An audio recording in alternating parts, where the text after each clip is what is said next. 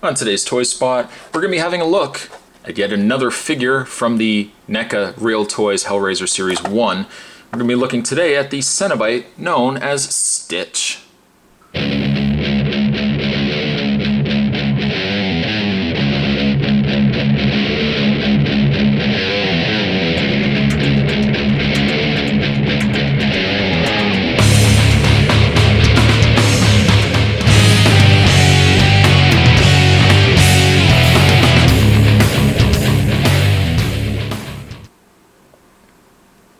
I don't think many people actually remember Stitch.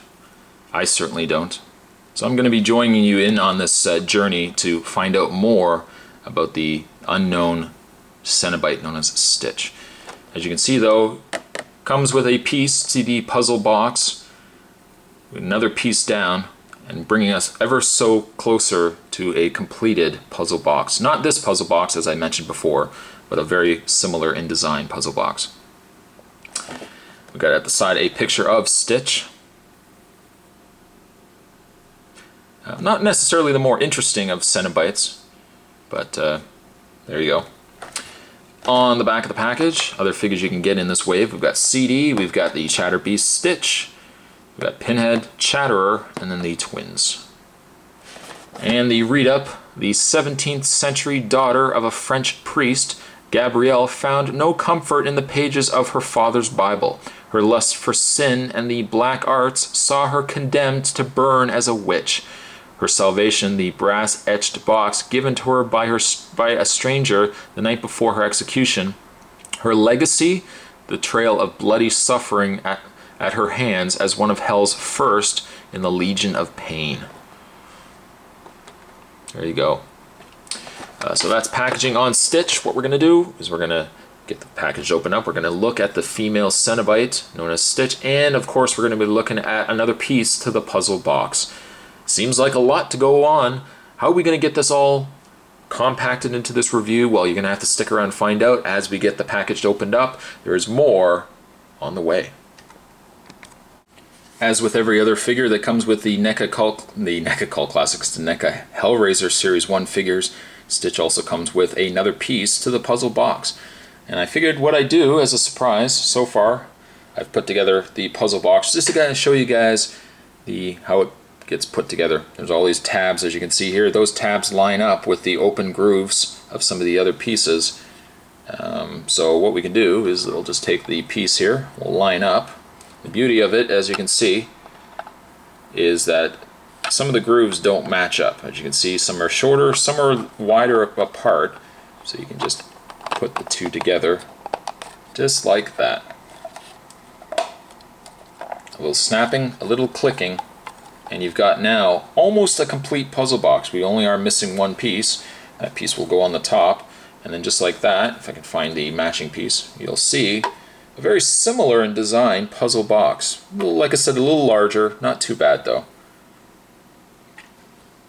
That's certainly a very neat. The fact, I always like build of things. I always like figures that come with something, and the fact that this comes with pieces to a puzzle box is very cool.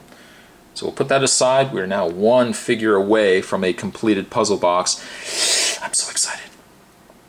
Further researching the character, the Cenobite of Stitch.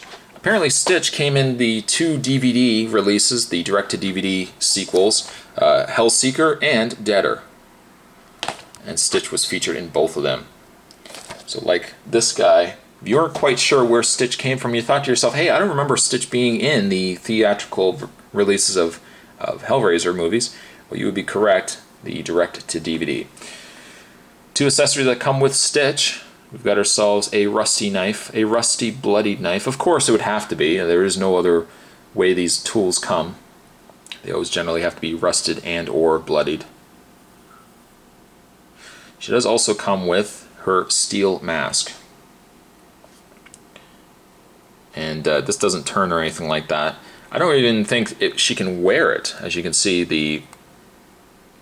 you see that? I don't know if you can make that out, but the elastic, due to the age of the figure, as you can see, the elastic is already starting to pull. It's starting to get really, really thin. And I know putting it on this figure, that elastic is going to break right off.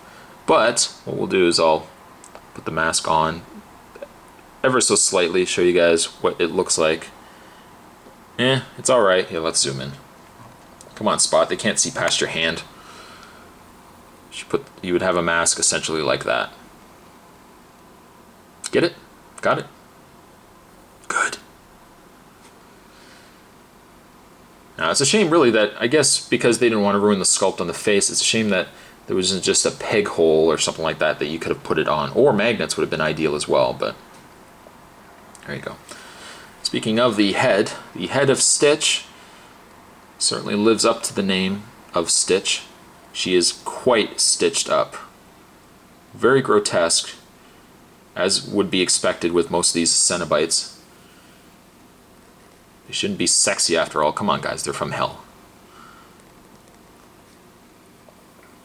Very nice. The face obviously has been pulled and stretched in many different ways. You can see where the stitching has starting to open up on the character. Very gross. With most Cenobites as well, Stitch shares a very similar costume. Slightly tweaked, of course, from the other Cenobites. Very similar, though. Very, very similar. She's also sporting some cleavage. If that is your thing, you know, if that does it for you, she's got some cleavage. She has also the same thing that Pinhead has, in the fact that she has no open bottom. She has just a molded bottom piece that has her feet, and then just a solid piece of plastic. She has the same sort of fabric type of plastic making up her bottom skirt. It is squishy, and it does actually feel like there is legs in there, but it's probably just a solid post of plastic. It's not a bad looking figure. I mean, I personally would say she's probably the weakest of the bunch. But she is still pretty solid. In the way of Stitch's articulation, her head can rotate left and right. Her arms can rotate. She can also swivel at the arm, at the forearm. It appears no... Oh, yeah, there it is. I was going to say no hand articulation, but she can swivel at the glove.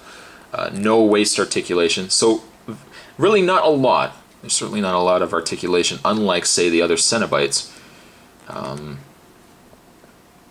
I would say, I don't necessarily say she is one that you have to pick up. If you are, if you are picking these up to get the puzzle box put together, she's a must-have to get.